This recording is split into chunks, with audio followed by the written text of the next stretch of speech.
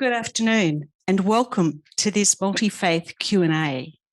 We're delighted whether you are in the room with us today or whether you are joining us online. We're delighted that you could come to participate in this, what we hope is a very stimulating and interesting conversation. I'd like to begin the session by acknowledging the traditional owners of the land on which we're meeting today and pay my respects to their elders, past, present and emerging, and extend those respects to any Aboriginal or Torres Strait Islander peoples who are with us today. My name is Lynn Clearahan and I'm the Associate Dean of Professionalism Practice Standards in the Faculty of Medicine, Nursing and Health Science.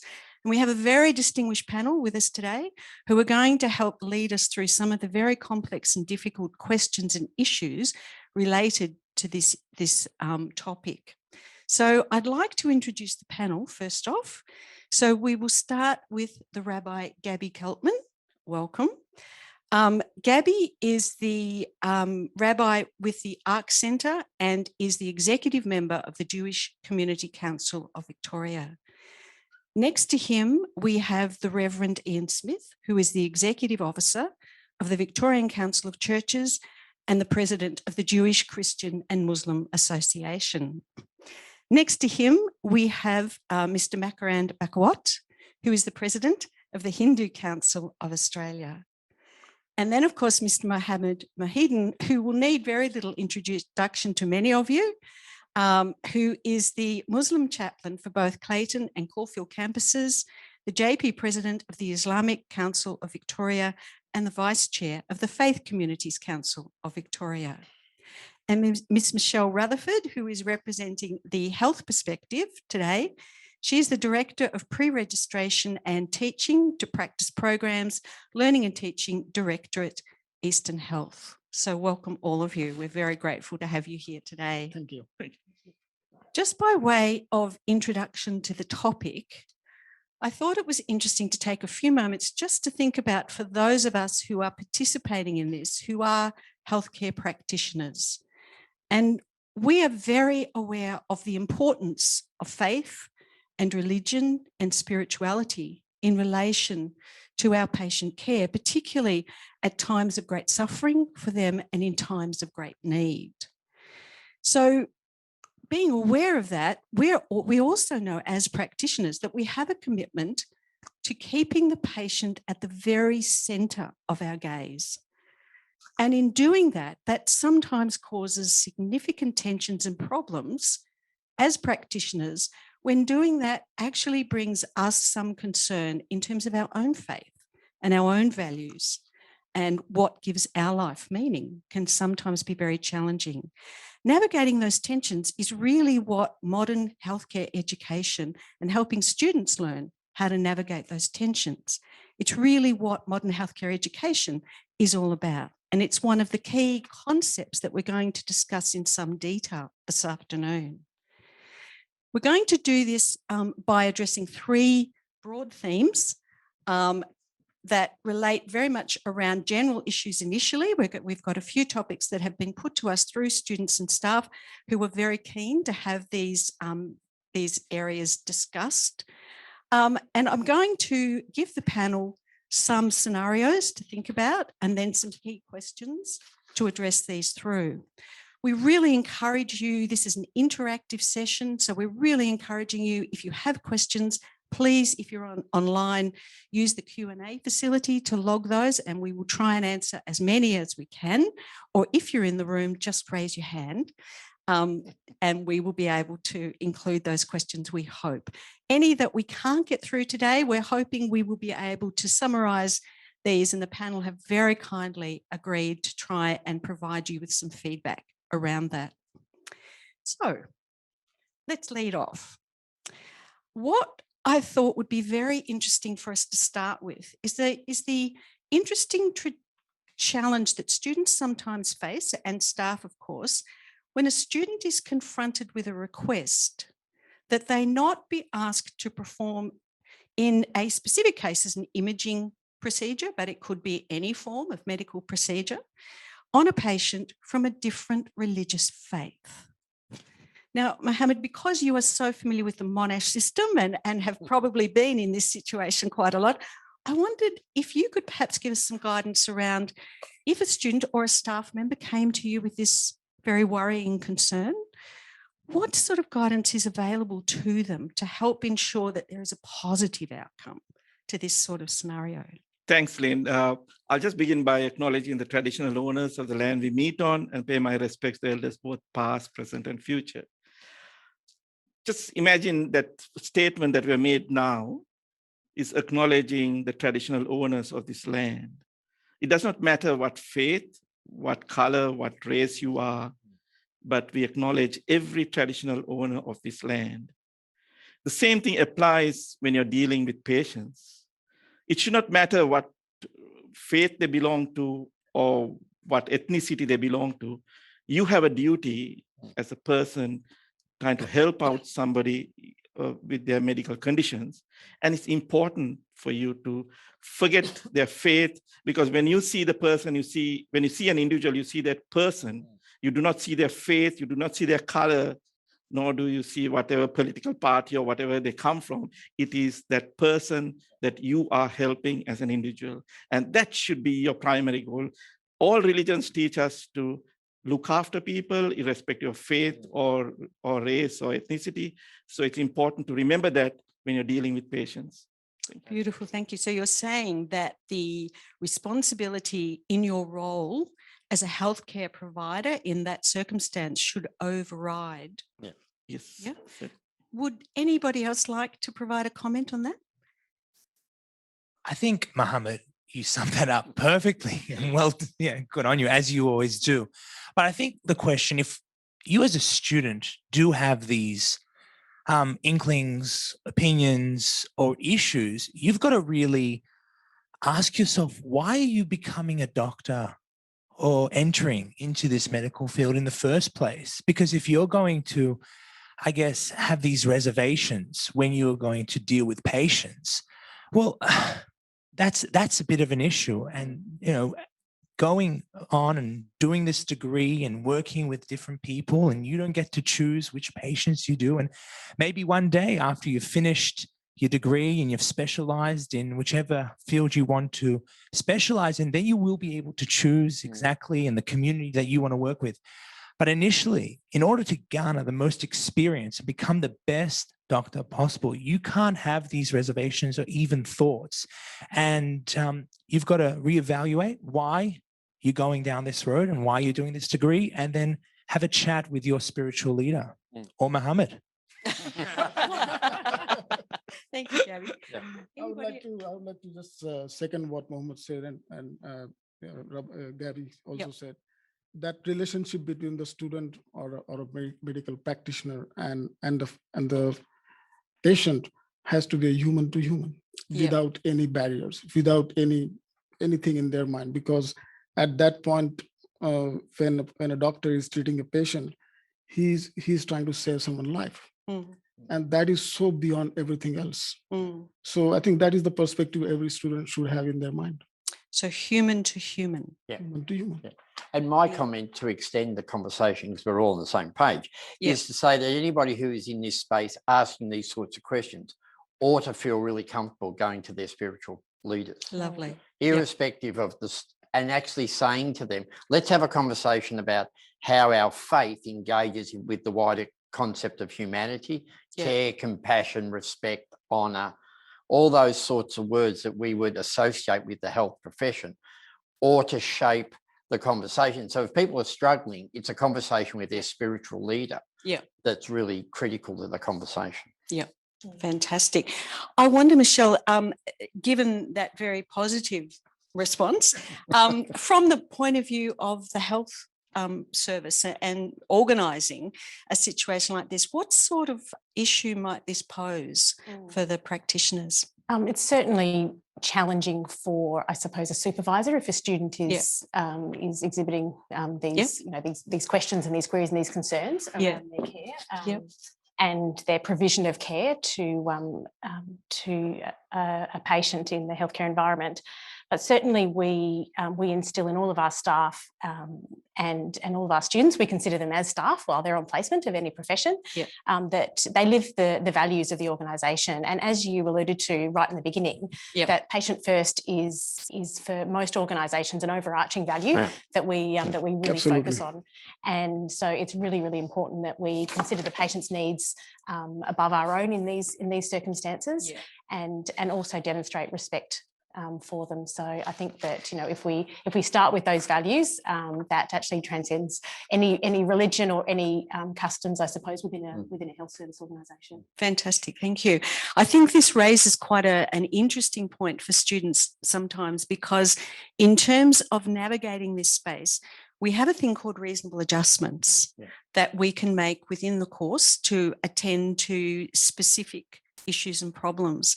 And sometimes this is very challenging for students to understand, that there are limits to what you can adjust if the learning is the very essence of the skill that you are meant to be acquiring.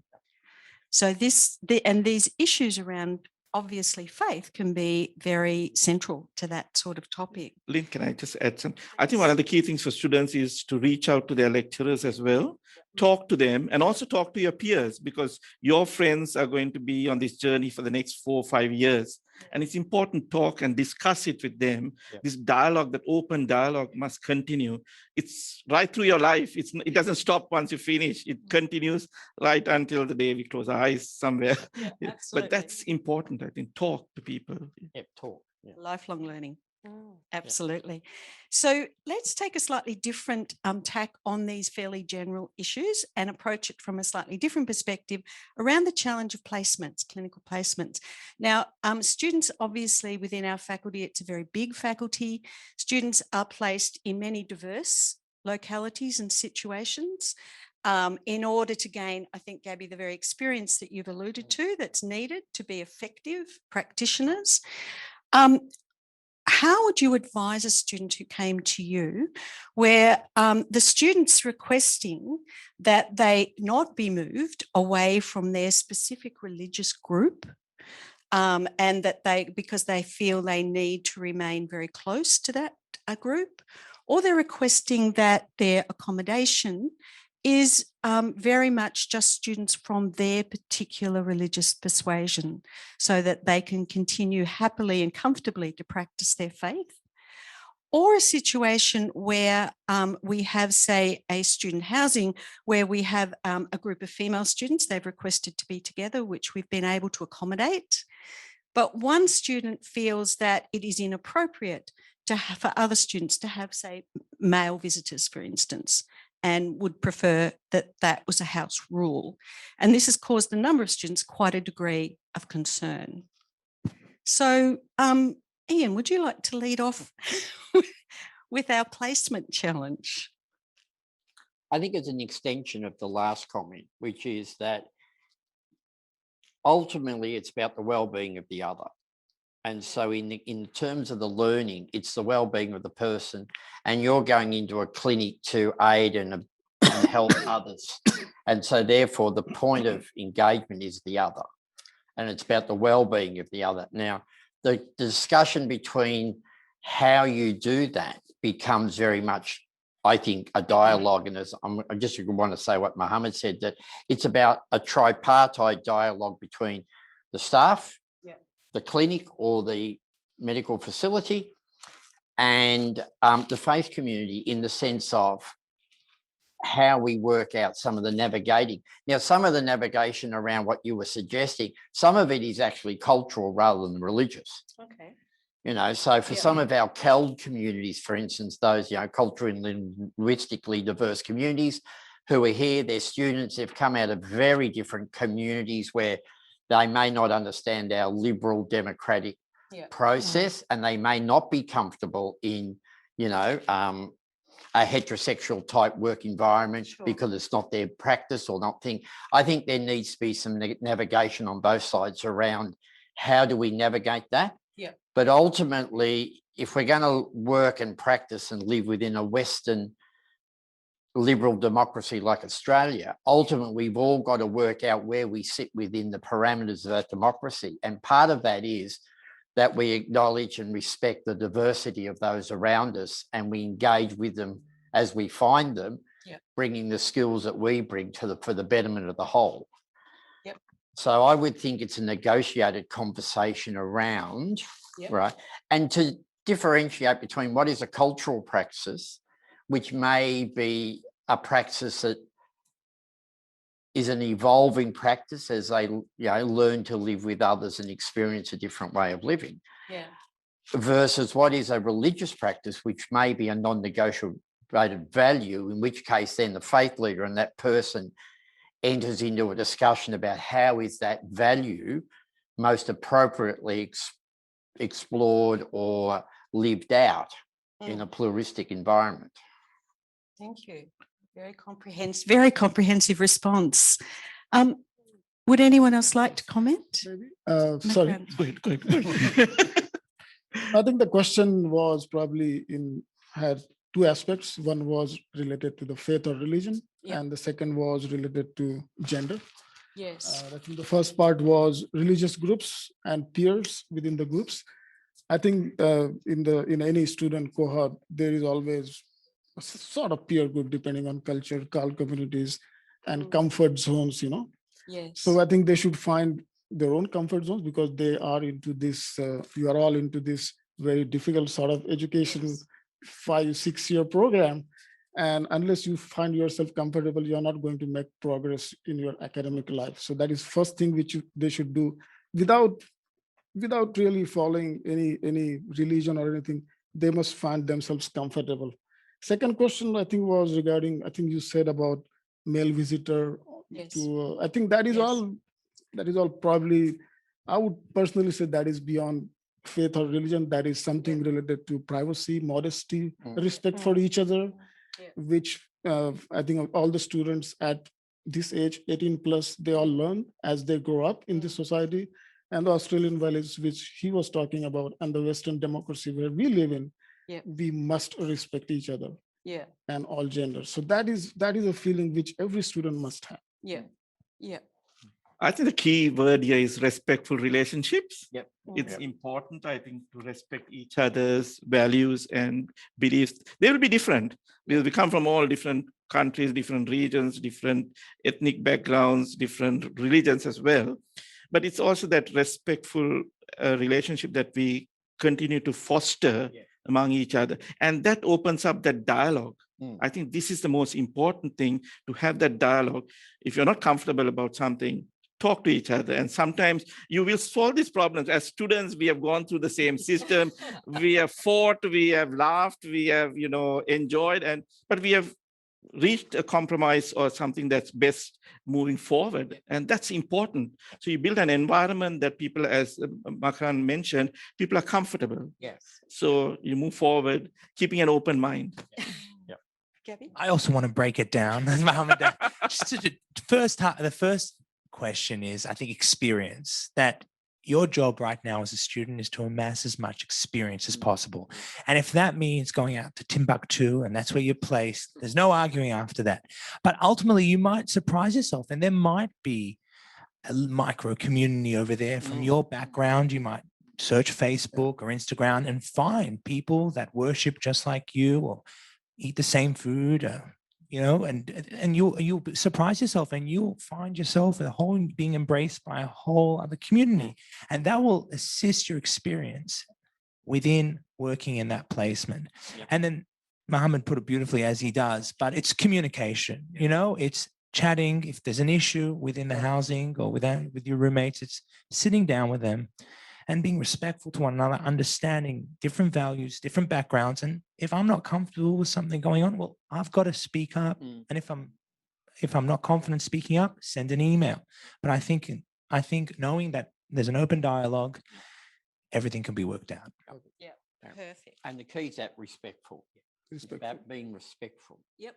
Okay, communication, And respect, and being available and open to change and to difference.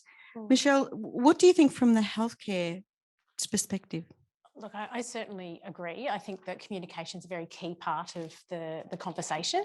And I also think it's a good opportunity for health services to also reflect on what our traditional practices are and how we have as I've said before, our own culture, and look at certain ways that we can adapt. So with adjustments to clinical placements, at times there may be circumstances where we may be able to make adjustments.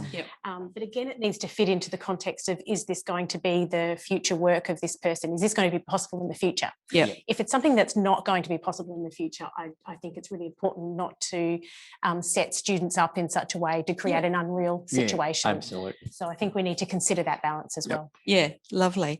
I think we have a question that we will include in our discussion in 1 second, but I think your reflections made me think about the fact that one of the other things that these issues raise from a medical education perspective is very much around the house that is challenged by a dominant person in the house that has clear ideas about how things should be, and the other members of the house who are struggling with that. So one of the things about modern healthcare education is teamwork and learning how to be a member of a team and how to lead a team at different times, and that your role in that team may change from time to time. So from an educational point of view, these types of conflicts do give us an opportunity to raise why this behaviour might matter in terms of you developing your professional persona. Absolutely. I think communication is it's key. It's absolutely key to many of these issues. And the comfort zone issue, I think, is also key because one of the things I think students struggle a lot with coming into this environment, let alone the different courses, is there's often a different language, there's a different expectation, there's a different modus operandi. So they are out of their comfort zones more times than they are in them. And sometimes reaching back to things that have been in your life as solid foundations are the things that help you feel comfortable and able to manage some of these changes and differences. It doesn't alter the fact, sadly, that we do have exactly the point I think that Gabby, you raised around the fact they do need to experience how to cope with that and how to learn how to navigate through it. So our question really relates very much to that. How do we persuade students then to adopt these approaches? We're all on the same page. For me, I think one of the ways that we can work in this space is actually to create safe environments where they can explore prior to going out. So that maybe in the cluster that they form within their year groups or their subject groups, where you expose them to, for instance, bringing us on board, and you having people in the room who are different, who come from different walks of life, have different faith spaces, exposing them in a gentle, safe environment where there is support from their staff, support from their peers, and it's an environment where the questions and the feelings can be articulated prior to arriving in Michelle's space, where suddenly a person is discovering, they're the only Muslim who wears a hijab in a staff of 200 in a modern, hospital. I mean, that is a frightening space, whereas some pre-work within the course that actually begins to expose them to that sort of diversity would be a really helpful learning place that begins to build some of the foundational stones that then helps them to step from what's really safe. Because, baby steps are more, very few people go from to the here to there. There's a whole series of steps. And I think we can mitigate the jump by doing some pre-work.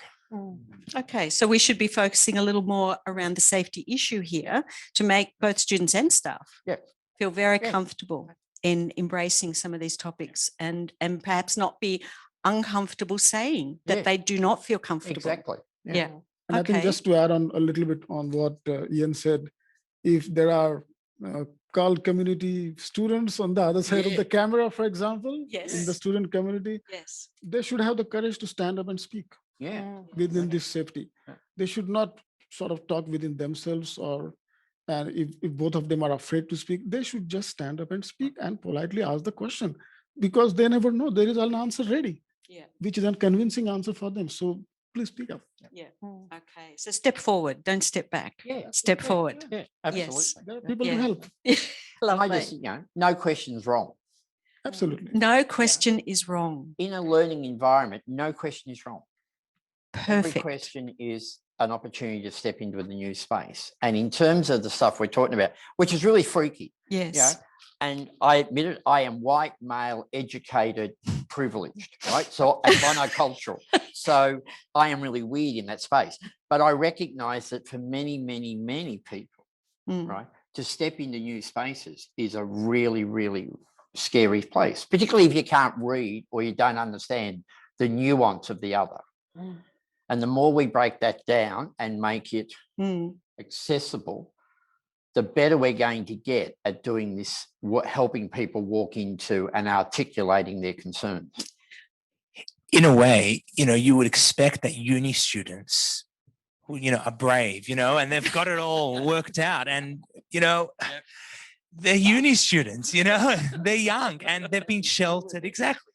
You were there just a few years ago. Just a few years ago. And it is a bit scary going along on placement, and you've been sheltered, you've grown up with your community, with your religious leaders, with your family, you're still living at home, and suddenly you're sent to wherever it is. And that is tough. And, with your university and your faith leaders sort of behind you, giving you that encouragement, preparing you and the support for going out into the world to practice what will soon be your profession, I think you'll get this. You got this. Yeah. That issue of transition is one, I think, that is becoming more and more something that we're actually starting to talk a little bit more about now, and how important that is. One more question before we move on to our next topic. In a post-COVID world, how would you suggest students of faith maintain contact with their community leaders when they are on placement in a regional community that may not have welcoming support structures? I like this question. Because I think one of the best things of COVID was we discovered Zoom, and we discovered all sorts of means of communicating with each other. Yes. And today the world is a small place. Yes. And like during COVID, when all our faith leaders, we had all our places of worship shut down, this was one of the means that we communicated with our community, gave them hope, gave them courage. Like we had the special prayer for the community, and it was wonderful. We were able to reach out to people in far-flung areas of Australia as well. They came on board, they listened, and they put their questions. So do not feel ashamed or do not feel afraid to reach out to us. We are there. We'll always be there. Big as life. So reach out to us and we will try and answer your questions. And if you can't, we'll reach out to somebody else to get you that answer. So feel free. And the university will have a whole heap of numbers that you can contact. On campus, we have all chaplains from all faiths as well that you can reach out to. So feel free anytime. Again, as Gabby and Ian mentioned, no question is worthless. Every question is important. And if we can give you some comfort, that is the best thing that we can do. Yeah, absolutely. Sorry. Go for it. I was just going to say that if you don't get to Zoom or anything else, and if you are in the regional remote area, just sit down, relax, close your eyes, and practice your breathing techniques. You'll be out of stress. Yes. Very simple. Yes. Yep. I think one thing COVID's taught us is that you don't need a temple or a place of worship in order to connect to very true. To the divine and to your spirituality. But I'm not sure, this question is quite loaded, because what happens where it's the paradox, like we're out here saying go for it, go out into the world, everything will be fine, the uni's behind you, your faith leaders are behind you, the rabbi's got your back, and they're not that welcoming. Suddenly they didn't invite me over for the iftar meal, or for the Shabbat meal. They didn't bring me after church, for the feed. They didn't invite me to their house. They didn't introduce me to their families, and I'm alone. I'm alone. I've got my colleagues, my work colleagues, but there's work and there's life, and it's different. And I am young. So what I do with a lot of the Jewish kids that I'm in touch with is what you would know is that we've got huge networks from the Christian, the church community and the Islamic community. I'm sure your community has huge networks, and we know other faith leaders around the country, if not the world. So when somebody I know is going out to New South Wales, I'll say, well, you know what? Get in touch with my friend and I'll make that phone call and I'll flag that you will be there in Sydney on this and this date, and you guys can catch up at the service or whatever it is.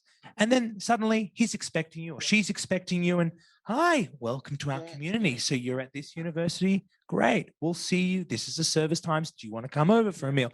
So suddenly someone's paved the way for you. And it's your faith leader that knows or vaguely knows, but then has an excuse to call up his colleague or her colleague. And so you're actually giving us, you're helping us check in with our colleagues. I think you raise a really common and interesting point there about feeling alone.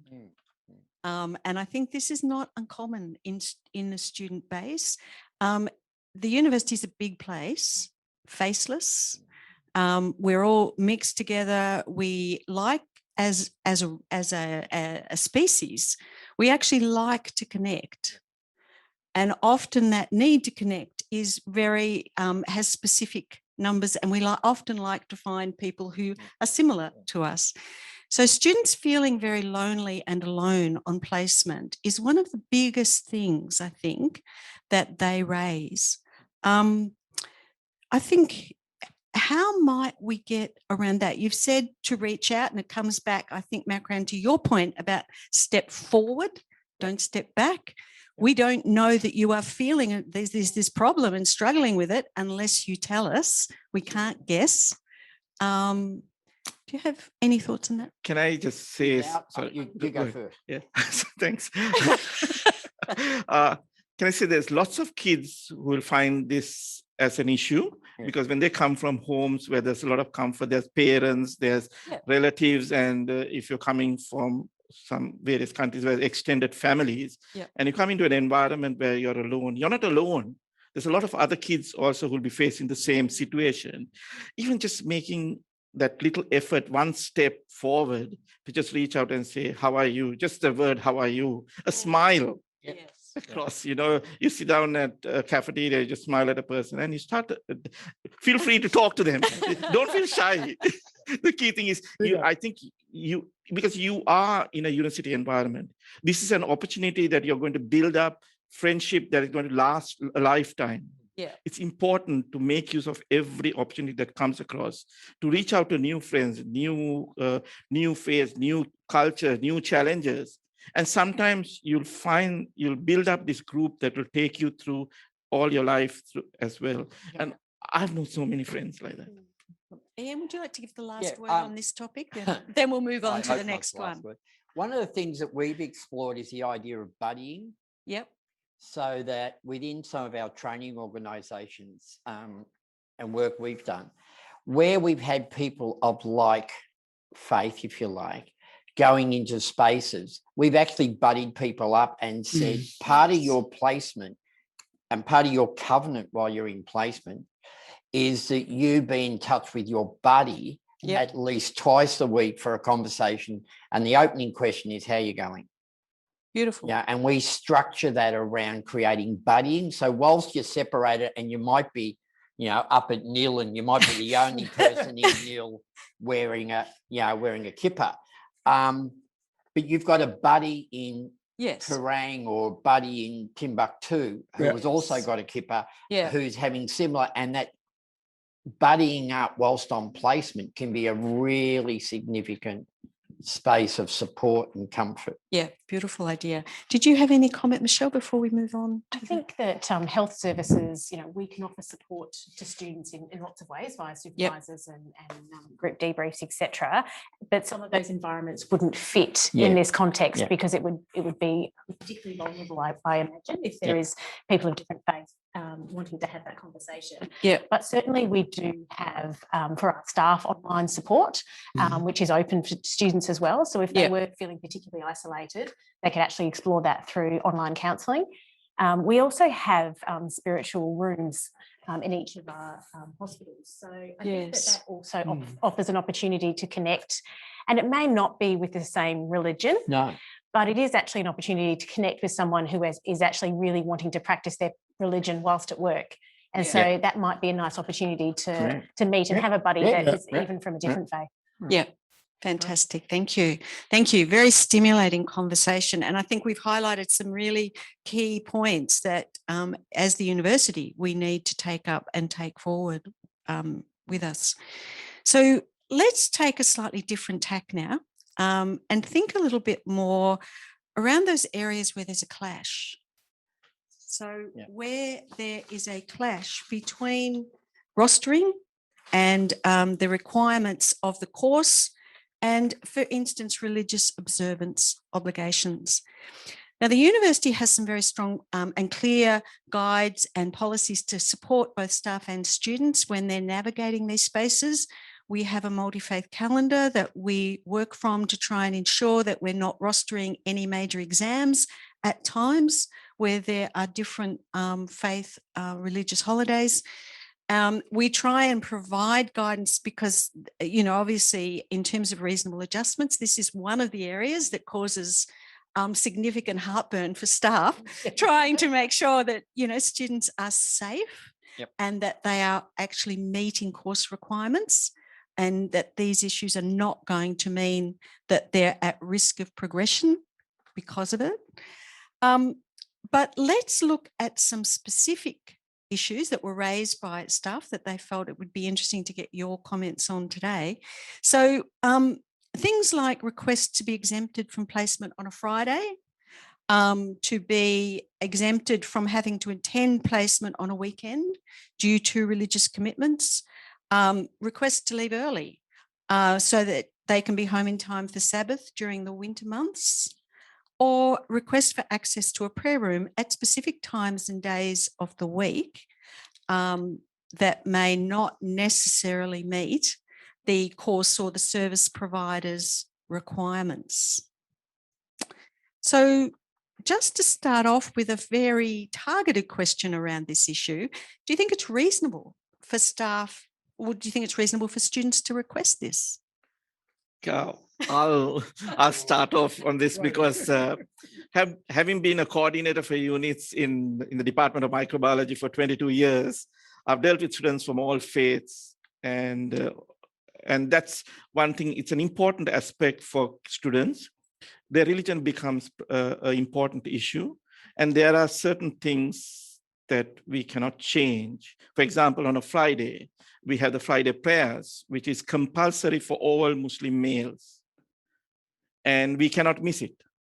The same thing is the Sabbath, you know, Friday evening, and we always make sure that students would be able to leave early before sunset so that they can get home to practice their religious beliefs. So I think as staff, I think it's important for us to also understand the cultural religious requirements for the different faiths. It's not hard. It's all up there, and the university has a lot of policies in place, and they've done lots of work in these areas, working with all the faiths, and that information is available. For example, exams, like sometimes during the exams can be during Ramadan, and the time of exams, because now Monash does exams until late in the evening, it is a time for them to break fast. Yeah. And that's the last time a Muslim student would want to be sitting for an exam, when they're dehydrated, a lack of sugar and all that. So there's lots of things like that. Same thing with the other faiths where they have special days. So I think it is for also the staff to recognize, but there's a responsibility on every student to seek that support, seek that exemption or dispensation. If they don't talk to the lecturer, I always tell my students in the past, we can't read your minds. Yeah. If you don't talk to us, we won't know what the issue is. So please talk to your staff. Please talk to the faith leaders who are on like chaplains on campus, because they usually will issue a letter saying a student has to be on particular religious issues. So feel free to use those facilities that are being provided for you. Mm. Yeah. Would anybody else like to provide a comment? I think I'm just going to add to what Mohammed said, that the onus, and it's great that the university does take it on, and they do have very clear policies. But ultimately, the onus is on the student, because they're the one practicing, and they're the one, it's affecting them. So they've got to be on top of it. So if they're going to wake up on a Friday morning and say, "Oh God, I got to be at home, for Shabbat," it's just not going to work. As much as I'm behind you as your rabbi. Well, the university, where were you a week ago? And saying you knew that this assignment or this exam and so on. So onus is on you. Speaking up, you've got to be on top of your schedule. You've got to know your religious holy days. And if there is a clash, you've got to cross-correlate it. So you give everybody enough warning that's saying, I've got to scratch out this day. And if you need to go to your religious leader to get a note, it's in order to help you advocate to the university, well, they'll be very much willing to write you a letter on the like. But ultimately, you've got to be across the university as well as calendar, as well as your own Jewish, or my instance, the Jewish calendar as well. So you should know when Yom Kippur is and Rosh Hashanah. You don't need to come to synagogue to ask, find that out. Brent, have you got a comment on that? Yeah, I think it's very interesting. And if I can speak on behalf of the Hindu faith, if there is any student there, I think there are no hard and fast rules for the Hindu faith. Yeah. You can call us progressive, liberals, because there is no set of doctrine or there is no set of rule. So I would say, just as an example, like my daughter is also a medical student. Yep. And when she went through and we live in Australia, the biggest festival is Diwali for us, which is exactly in the time frame of annual examinations. Yeah. And not a single uni student or a VC student is able to participate in the Diwali. Yeah. But we say to all the students, focus on your study. That is your Diwali. Yeah. Unless you do this, you won't be able to celebrate it further. Yes. So I think, as he said, you have to decide your priorities. Yes. And you have to find your ways, talk to Yes. people. But again, there is no specific time of worship. I would say, from a Hindu point of view, they can worship at night, sitting in their bed after their study is over. Yes. That is all fine. Yes. Yes. I'd just like to add to what Gabby said. I think it's an important thing, and I've seen this happen in my 22 years at Monash, is the students need to plan. It's very important with anything, whether you're doing a job or you're planning your holiday, you plan well in advance. And here you have your days, you roughly know the days and times. And in the university now, all the assignments, everything is upfront. Yeah. You go and look at the unit guide, everything is there. The dates are clearly mentioned. So you can plan well in advance. And once you let your lecturer know the dates that you're not going to be able to do things, they're going to give you that special consideration and all those to get by and get your assignments on time.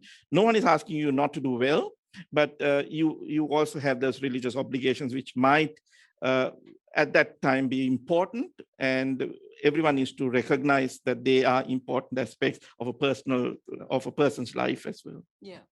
Ian, did you want to make a comment on that? Or? I mean, for most of the church, we're in a similar position to Makara in that, for most of the church life, we've got a really flexible model. Yeah. So it would be really rare. I mean, Good Friday, Christmas Day, and maybe for some of our CALD and some of our migrant communities, name day and some of those really significant holidays. Yeah. But in the day-to-day running, I agree with the guys. Students, it's their responsibility to plan, to be aware, and we get back to what we began with. It's about communication. Yeah. It's a two-way street. Yeah. And Mohammed's right. We can't guess. Lecturers can't guess what the students. Yeah. It's about this communication. It's about knowing your program and being aware of it. Yeah. I mean, most people within their faith ought to know, when our high holidays are and the significant ones. And within the life of the church, most of ours, you got a public holiday, isn't it? Society we're part of. So public holidays. So we're the only people who get public holidays for our religious days. These guys have to lose time off. Hustle work. for them. Yeah, you do. So thinking about that from the educational perspective, I think we raised that issue of prioritising and that for students having to learn how to do that. Yep. So that is also a skill set It in is. terms of Yeah. what they're trying to learn in part of their professional development, because prioritising clearly is a key point of that, and taking responsibility for making sure that what the outcome that you want is the outcome that you can achieve. Yeah. And so building that sense of self-responsibility is also a skill set that we need amongst our healthcare practitioners. Did you want to have any comment about that, Michelle, before we move? I've got some quite conflicting thoughts. And I think that it also stems from what I've identified as a lack of knowledge of some of your religions and some of your practices, to be honest. And so that's been really valuable to learn, some more, I guess, non-negotiables, and those that are more flexible. So from a health service perspective, I think at times it's very difficult to make accommodations. So if those accommodations are negotiated prior to placement, as you've said, then that actually is much easier to manage. And placements are very challenging to obtain across all of the professions, and so they are very difficult to make adjustments or make up time, and certainly for a number of professions that clinical time is so important. So that does present a challenge. I also look at it from a patient safety perspective. So if there's a day off requested in advance, then that I'm sure can be negotiated, and in particular when people are doing 24-hour rosters. But if someone's leaving early, I think that there just needs to be the consideration of patient safety in that, and that if there was something that was potentially compromising patient safety, that patient safety was considered first and foremost.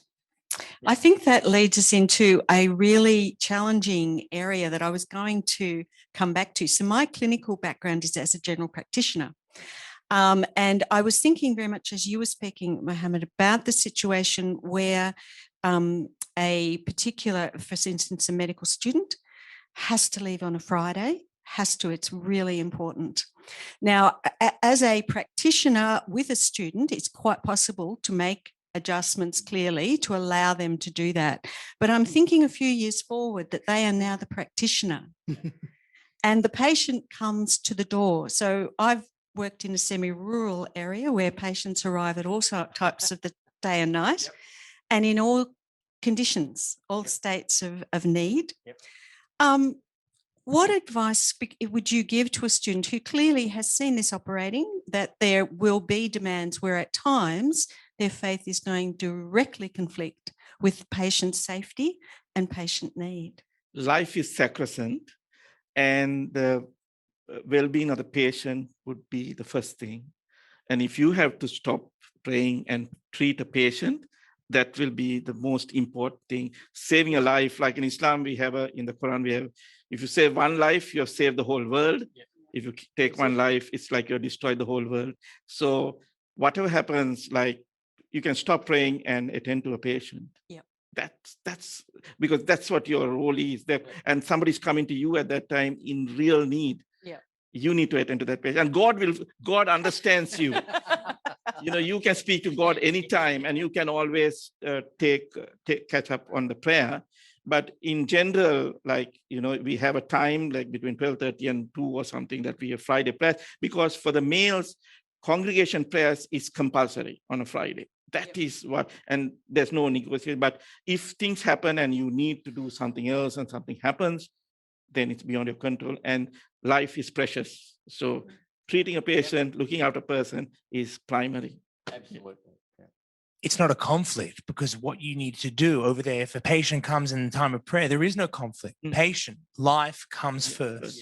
Absolutely. So it's not a conflict. It's your job right now is to assist or to save or to, there is no time for prayer. That goes completely out the window. And according to Jewish law, there's no obligation to pray. And it's funny because we've got the same saying in the Jewish religion that if you save a life, save the whole world and the like. But ultimately, there is no obligation to pray. Yes. So that goes to our question as well, which really comes to the very heart of the challenge and the tension that practitioners can feel where how would you address faith challenges on clinical placement when you are, for example, part of an emergency department where the expectation is to be available when needed. So this is a slightly different issue because we're not saying that necessarily we have a patient in extremis that needs us, but part of your professional responsibility, your colleagues, you're part of a team, they need you there. Yep. And you're learning how to be part of a team and manage that conflict. Yeah. I think it goes back to what we were saying at the very beginning, and that is that if this is your vocation and this is where you sense this is your life and this is how you're going to express your gift to humanity through, then that's the precedent. That sets everything else. And your faith ought to enhance and be reflected in your care of the other. Ought not to be opposed. And if your faith is opposed, there is a problem, which is what we've all been saying, that the care of the other is significant. And so if your placement was to be in a 24/7 emergency and you're on a rolling 12-hour shift, that's where you are. You were there. That's your intention. And the way you participate in that space becomes your faith in action. So faith in action. Yeah. So the way you care with your colleagues, the way you interact with your, the patients, the way you interact with the distressed relatives who are, really freaked out because the place is really scary and there's lots of machines and bells and noises. Your faith becomes the way you engage with all those different groups. And so it's part of the learning. And it's part of how you begin to become the professional in the field that you're in, whether you're nursing, whether you're a GP, whether you're a specialist, your faith ought to shape. Now it's me preaching. Sorry, I'll get out of my preaching mode. Your faith needs to be that which reflects how you engage the other with respect and compassion and honesty. And it's not that it's going to happen every week and every day. It's going to be, maybe once a month or once a fortnight or something like that. And you can be a little bit flexible. Religion teaches us to accept certain things. And there's a lot of dispensation. Like, for example, if you're sick, you don't pray. If you can't sit up and do the normal prayers, you can sit in a chair and pray. There's a lot of dispensation from all our faiths of how to practice. So God is, we always believe, God is merciful. And he understands. He's created all of us. He understands our weaknesses. None of us are perfect. No. And it is that acceptance that we are human beings, we are fallible, we make mistakes, but we learn from those as well.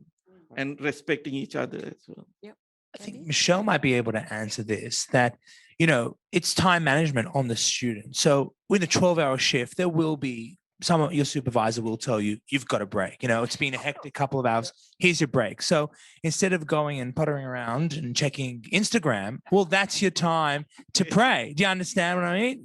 That you'll have different times throughout your shift where it's your time, it's your personal time. You can take it to pray, you can take it to call mum and the like. Yes, absolutely. And I think it's a good opportunity for staff to also learn about different cultures at the same time. So I think, again, it's about that communication and teamwork, that you are communicating your needs prior to your shift and saying, look, if possible, this is my faith and this is what I normally would like to do. If at all possible, I'd like to be able to do this. So if my break could be around this time frame, I'd be most grateful. Those type of things can usually be accommodated. I think it's also, in terms of our workforce, we want to employ and have a representative workforce of the community we serve. And so to be able to teach and learn and grow from our students as well in terms of their faith is actually really valuable. So, by speaking up is actually really valuable for the staff to learn. So I think, just in summary, and I think that leads really well into the next major theme that we're going to touch on, is the requirement really for us all to exhibit respect for each other's perspectives, for supervisors and staff to be sensitive to difference and to the need for the expression of that difference, and to be cognizant that these are actually many of the topics we've been talking about at the very essence of healthcare compassion. And so what we've been talking about is expressed in a religious context, but in a healthcare context, it expresses itself through compassion for how we go about what we do. So students can see this not just as a degree of challenges to navigate, but really part of their essential learning skills of how they're going to express themselves as practitioners when they get out into the workforce. I think the other interesting point that was raised coming back to comfort zones that I was thinking as we were talking was very much around the issue of uncertainty. Because one of the things that I think students in the healthcare professions are challenged a lot by is that issue of how they come to terms with uncertainty.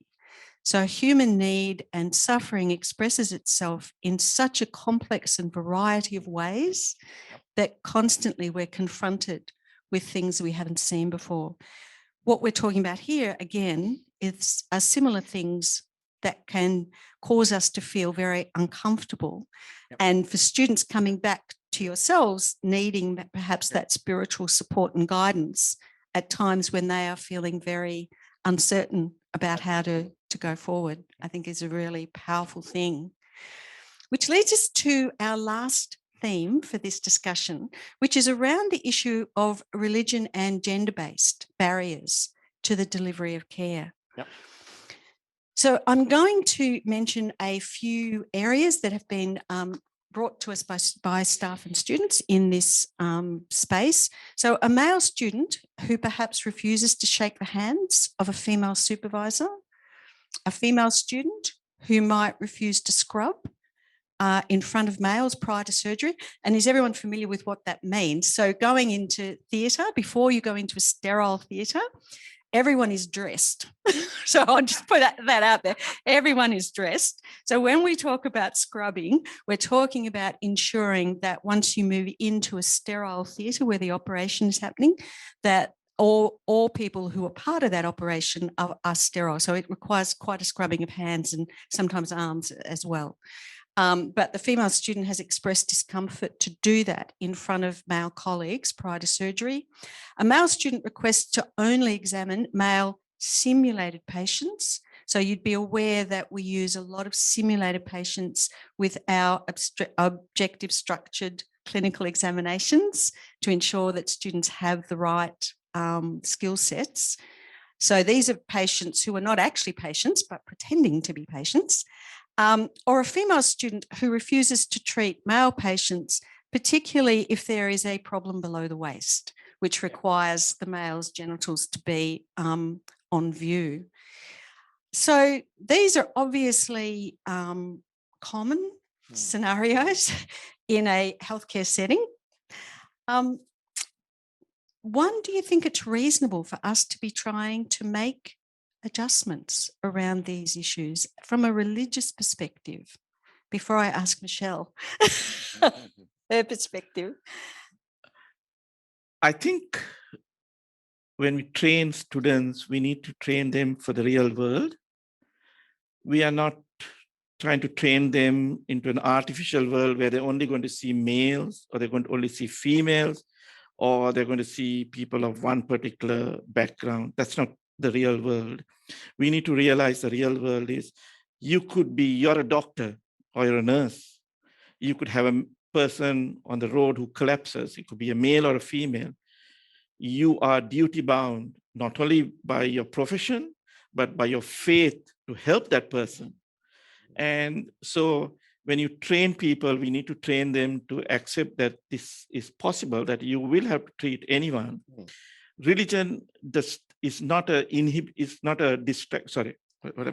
barrier for learning, and religion is not a barrier for treating people. So I think students need to realize you have your faith, you will practice your faith, but this goes above that. Your faith is teaching you to accept that you have to look after everyone, whether it be male, female, or for example, you become a vet. You might have to treat animals that you normally would not touch. That is what you are trained for. That is what you are learning. So it's important to accept that and work with that concept in it. I think we're dealing with students. We're dealing with young Yes. males and Aspiring females, aspiring doctors that are getting ready to, delve deep. They're the creme de la creme of, you've all gotten over 99, just like me, or whatever. But ultimately you have done, and you are very religious, these individuals. But ultimately, as Muhammad said, there's a real world out there, and you might be worried about modesty issues or, that you haven't seen these genitalia ever because you haven't been experienced. And this is just a nuance. This is a new thing. This is something that you're uncomfortable with. And I think as a religious leader and growing up in a religious household and the like, I understand that. I really, really do. But ultimately, with the profession that you and the studies that you are undertaking, you need to, in a way, sort of rise above this uncomfortability, this uncomfortability and the like, and these thoughts that are going into your head that are saying, this is against my religion, I can't do this, this is immodest, this is not right. What is my book? What is my rabbi? What is my priest going to say? What is my father and mother? And ultimately, I think we need to call it for what it is. Scrubbing, according to Jewish law, is not immodest. You know what I mean? You are not, there's nothing promiscuous going on over here when you're scrubbing. You're actually preparing to, help someone, save someone, help someone's life. And, if a male student is looking at you and you're a female student and,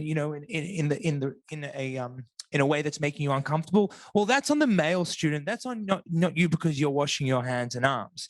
And ultimately, the next couple of examples are just continuing from what Muhammad said. You are becoming a doctor for all people to help society, to help humanity, and to give people a better life. And, there's a whole range of angles, and you have to have the most experience, and you can't just be a one-trick pony, and you won't be trained to be a one-trick pony just to help females or just to help males. Again, as I mentioned earlier, if you want to specialize in whichever field you want to, and be that after you've garnered all the experience and the learnings and the placements and the like, well, you have that opportunity later on. Yeah. But first, you need to learn your profession to the best. And the other thing that I would say is that there needs to be a discernment between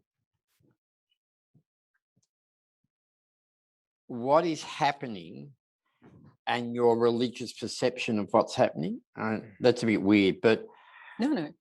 I think there's a sense in which people need to learn how to express morality in a variety of contexts.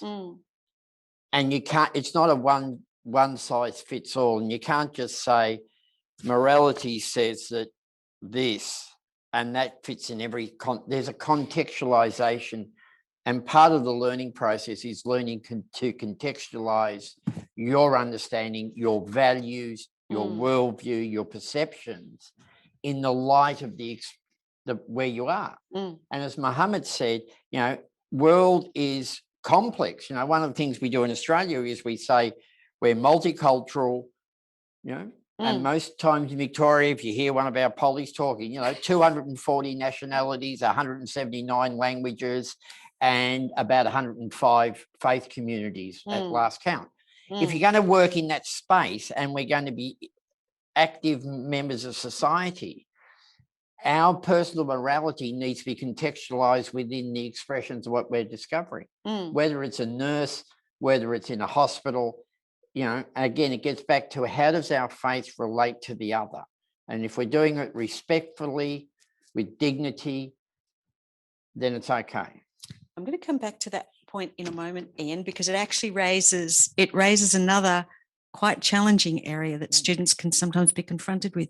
But Makran, would you like to make any comment on what we've discussed so far? I heard from everyone. I think that's worse. What happens when you go last? What is remaining to be said? No. So I think I take from what Gabby has said. So all the students have chosen a career path which is very unique, and which is very special, which is looked upon with a lot of respect Yeah. by everyone else who is not in that path. Yeah. One day or the other, we have to go to all of you. Mm. Okay. Mm. So, and whatever they say, medicine is a noble career because you treat human beings. Yeah. It's a noble path which you have chosen. Yeah. And some of the issues, scrub and examination, these are privacy, modesty related Yeah. issues. You have to grow up, Yeah. go beyond that, Yeah. and the Yes. question regarding, say, emergency help, he's talking about an accident. Yeah. You do not discriminate. Yes. Yeah. Just do No, not no. discriminate. It's a human to human relationship, what these students are going to finally develop on. So just to clarify with that point, so if a student came to you with this, you would say this is not a religious issue, Yeah. that you I should would- not. Absolutely. I would not hesitate. Absolutely. Okay. I would You not would say hesitate. that this It's the is care of the person. part of your No, role not at all. and that you need to adapt and adjust to it. It's the other. It's the other.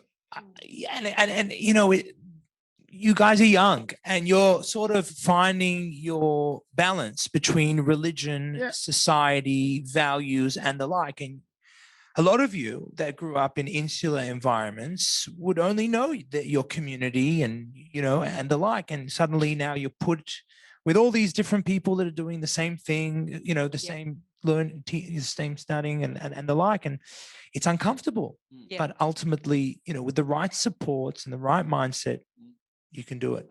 Yeah, Absolutely. absolutely. Michelle, would you like to give from a health perspective around some of these issues? Yeah, so I think there's a couple of issues. So one around, I think, the handshaking that you Yes. discussed earlier. I Yes. think that is probably a separate issue and Yes. talks more I was going to about- come back to that, so I'm glad you Okay, raised it that. talks more about this, you know, you talk about that Australian liberal democratic system and that, you know, health services and any organisation is not based on the hierarchy is not based on gender. Yep. So, you know, that I think that needs to be really explicit, especially if we are supporting communities who are, or, for example, international students Yep. who may not be au fait with the context in Australia. So I think that needs to be something that they are supported in right from the outset. And we have had experience with that as a health service, and that can actually cause some quite significant issues because of the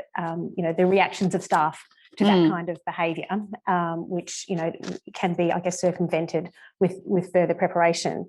The gender issues, I mean, obviously, I completely agree with you in terms of the modesty and, you know, and I think it is difficult for students, and I think it would be in some ways difficult for staff at times as well, but also difficult for patients that, you know, our elderly community. You know, I sat in a ward recently where, you know, they were talking about the male nurse and their discomfort with the male nurse, but he's still doing a good job.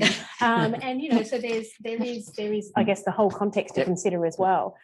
But those reasonable adjustments in a healthcare environment just really can't be made to accommodate for that. So I completely agree in that holistic approach to care. Lynn, I'd like to come back to the handshaking thing because Yes. I dealt with this situation a few years ago at Monash. I think with handshaking, it's a two-way process. Again, I think it's up to the student to explain why he or she is not prepared to shake hands. Yeah. I think if you talk upfront about it, then a situation occurs and then it escalates into a bigger issue. Yeah. I think, and also it's important for, I think, especially for the Faculty of Medicine, when they are placing students in various situations, that they also talk to those people in those, because I think on campus, they're really given that we all know what cultures, we all know about, but sometimes when students are being placed in different, it's hard to get a placement, but you find a placement, but maybe it's to also explain that you're having students who might come from different cultural backgrounds and they have those religious beliefs that they do not shake hands with the opposite sex. Yep. And again, so that's one aspect. I think it's a two-way process. So you educate the staff and everyone there, but the students have also a responsibility to explain in advance so that the staff member doesn't feel uncomfortable that he's been sexist, he or she's been sexist about the whole handshaking business. The other aspect I was going to talk about handshaking is that, but I'll come back to if I can think about it. Yeah. I mean, one of the things in our world, which is the multi-faith world, is Yep. we learn how to greet. So when, if Makaran and I greet, there's a way of holding our hands. And Namaste.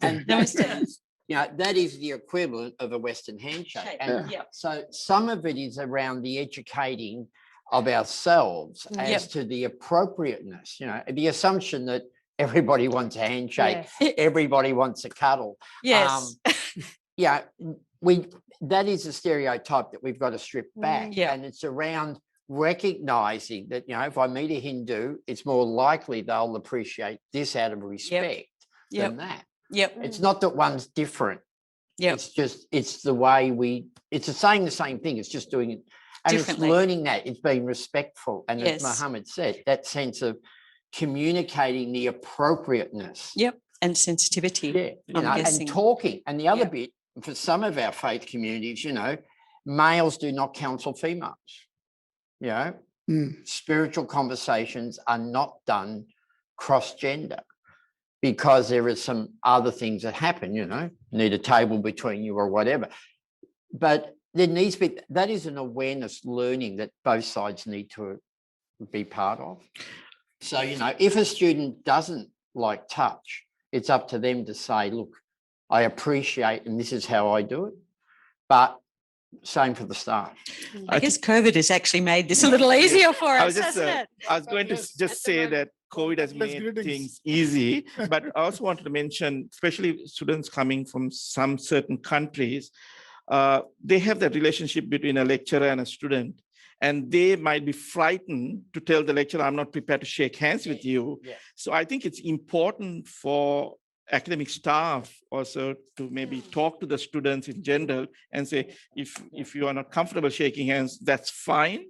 We have no problems with it, because sometimes the students will be frightened about it. And they come from a culture where your lecturer is your boss, is God, and God for that in your marks and everything is linked to that. And they will be, so it's important for the lecturers to also reach out and make that statement right up. And COVID, fantastic. We don't need to shake hands. Like I was with the governor on Sunday. We were told everyone does this to the heart, and that's it. So I think that is also more related to culture rather than religion. That respect with the elders. Or can I shake hands with him because he's elder than me? He's respectful. But general greeting, just shake hands. So cultural aspect. But that's a Western concept. I think it does touch on some broader things, doesn't it? I think we've touched on it too, around sexism and what that means. So it gets confused a little bit. And we have a question from the audience, which actually just moves our discussion a little bit onto, which I was going to come back to your point, Ian, moves us on to the situation where the patient may not be happy with particular student or particular form of care. So religion can at times impact medicines based on animal products or the contents of the medicine. So it's a little bit of a different topic, but there can also be clashes with preferred gender of their healthcare providers.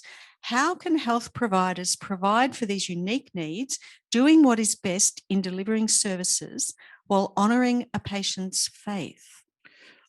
I think especially when you talk about clinics and private practices, I think you're going to be upfront and say we only have male doctors or we have a mix of male doctors. So when people do make appointments, they can ask, and if they do have that, then or people will shop around for some other doctor or place. But in a hospital environment, sometimes it might be very difficult because you have interns on roster and they've already spent 24 hours and they continue to spend another 12 hours and they're going to treat patients. And I think it's also, again, explaining to the patients that you might be lucky, you might not be lucky, but I think this is something that people need to accept. You can't turn around and say, I'm not going to be treated. I'm dying, but I'm not going to be treated by a female doctor. That's not going to work, in reality. As my 4-year-old tells me, you get what you get and you don't be upset. Yeah. And I think it goes both ways ultimately, that us as the care providers and then as the patient goes, but that ultimately nobody's doing anything immodest over here. Yeah. We are here to assist you to get better. You are the recipient of the help, and it's on the faith leaders ultimately that these people should call, and that the system should be in place that if, a doctor is having trouble with a patient, well, let's get your faith leader on the phone and let's see if they will give you a exemption, or they'll actually speak some sense into you, because we're not going to change around our whole hospital roster so you can have a male or female doctor. You know what I mean? That's just not going to happen. That's not how it works. And so the patient needs to be quite, reasonable, and it goes both ways, I reckon. Yeah. And I think that goes to what you were talking about, a reasonable adjustment. Yes. One of the things is an environment will determine it. Yes. Right. So a clinic that's got multi-staff might be able to, but in an emergency ward, reasonable adjustment it's who you get. So I'm going to throw this to Michelle in a moment to comment on, because we've had situations where students have been extremely distressed because in terms of their faith, they have been able to do everything that we've been talking about.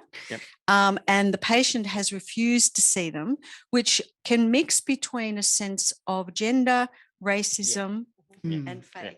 Yeah. And it can be hard for the student to decide what they feel is they've been targeted as different, and that the patient is refusing to allow them to be seen. And what should they do about that? Now, if we think about this concept of that for the practitioner, the patient's at the centre of our gaze. We have a conflict, we have a tension instantly, because we've talked about safety and providing a safe environment for our students, and that they feel comfortable to step forward. We have an immediate conflict and tension here between the needs of the student and the needs of the patient. I'm going to ask Michelle. It is challenging, and as you said, the patient is the focus of our care, and we want to respect their wishes, but we're also in an environment where the staff and students need to feel safe and supported. And I think in these situations, it's where we ask managers, for example, in a ward situation, you might ask a nurse manager to intervene and have a conversation with the patient and explain the context. And then they actually the nurse unit manager could invite the faith leader to actually join the discussion to try and help and assist with that negotiation. But also the supervisor of the student or an educator or whoever is in that context really needs to offer some support to the student, because that can be one thing that derails them for the rest of that placement. And it's such a time of I guess a high attrition of students into the professions, either as students or in their graduate, their first year out. So we really want to create an environment where they do feel safe, and that they feel that if they are confronted, that they have opportunities to debrief and have some supervision around how to work through it, and hopefully see a way forward. Thank you. And in a really practical sense, in most of the hospitals in Victoria, there is access to spiritual. I was about to say that, And so if the case does occur, it would be incumbent on whoever's the guiding person over the student, if it happens, to be able to say, can we call, whichever one of the chaplains, pastoral or care the manager, priest or whoever, and we invite them into the conversation really early on as a way of diffusing and working it through. Because there's lots of resources, but the student ought not to feel, bullied or devalued or in any way disempowered, because Michelle's right, these people put a lot of work into training, and it would be really bad news if they were derailed in a lovely career because what you're suggesting is that perhaps we should be making sure that the student knows as well that they should talk to their spiritual leaders within the systems. And I think it's also important to educate our students that this is the real world and these issues can occur. Like, for example, I've lived here in Australia nearly 30 years. Yeah. And I faced racism only 3 years ago in a supermarket. I never had it before. And but I'm strong, I'm thick-skinned that I can deal with all this. But I'm saying students are young and they're vulnerable, and especially female students can feel it. So I think that there are support mechanisms in place, as Michelle mentioned, to give them and also explain that these things could occur. Nothing is perfect. There's different people in the world. And sometimes I've seen, and I've had this discussion, I remember in Bendigo, especially in some aged care facilities, where what the patient has only known is a person from their own community. And it's not that they don't like this person because he's X, Y, or whatever it is. It is just that the fear of the unknown. Lack of exposure. And fear of the unknown. So they're so comfortable with being treated by this particular group.